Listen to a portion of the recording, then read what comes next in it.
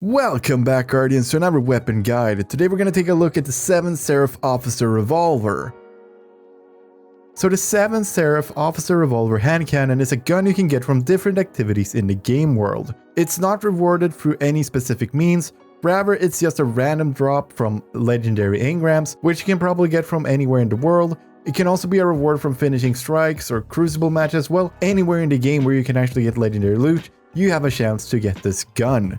And as for how good the gun itself is, well, let's quickly take a look at the weapon stats. As you can see on the screen right now, a lot of the stats are pretty mediocre on this gun. Range is terribly low, handling is also really low, aim assist is pretty lackluster, its recoil direction is not really friendly for console players, and it also fires 180 rounds per minute, while having 11 rounds in the magazine. And specifically for PvP, it only has a time to kill of 1 second, and that is its optimal time to kill, meaning if you land all 3 headshots, or 2 shots to the head and 1 to the body. As for its body shot time to kill, it goes all the way up to 1.67 seconds, making this a fairly awful weapon in PvP in general. So we're gonna mostly focus about the PvE aspect of this gun, and hopefully you can get some incentive to actually get this for that specific reason, because even though the stats are fairly terrible, it has a few things that can make this pretty damn good actually. And to start off with, the biggest selling point of this gun is that it generates Warmind cells. And not only that, it's a primary weapon which generates Warmind cells. So if you used Ikilos SMG, well, now you have a second option with another weapon, and that being a hand cannon that goes in your kinetic slot, meaning you can use this weapon with all of those Warmind builds you see on the web, or something you've concocted yourself. So as you might realize, even though the stats are fairly terrible, in PvE it has potential because it generates Warmind cells. So with that being said, let's take a look at some perks that can make this gun go from pretty bad to really good. And to start off with, for the tier 1 perk, you want to go with small bore once again, because it gives you more stability and it gives you more range, 2 things that we really want to up with this gun to make it more pleasant to use. Secondly, for tier 2, you want to get tactical mag, since it gives you reload speed, stability, and it gives you an extra bullet in the magazine. So overall, this is the best choice you can go for in tier 2, so definitely hope you get tactical mag.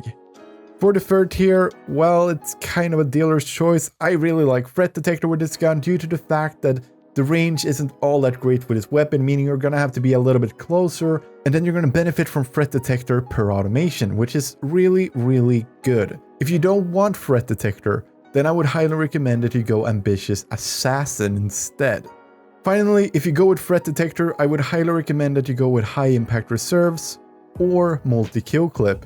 Which one of these you want highly depends on which one you feel like you'll benefit the most from, but both of these stats are really good. You could go with Feeding Frenzy as well, but there's so many other reload perks we've already added. We got Tactical Mag, we got Threat Detector, and you can also put a hand cannon loader on your arms, meaning you don't really need that Feeding Frenzy for this one. So High Impact Reserve or Multi-Kill Clip is the way to go. So quickly, to just reiterate what I've mentioned, you want to Masterwork range, you want to get Small Bore followed by Tactical Mag, you want to get Threat Detector followed by either High Impact Reserves or Multi-Kill Clip.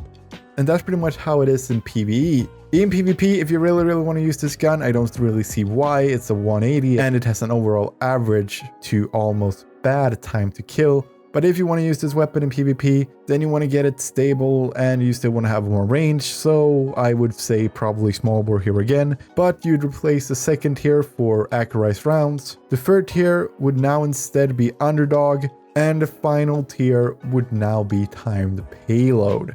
This makes this a pretty still bad gun, but at least you have something that's good in terms of perks for PvP.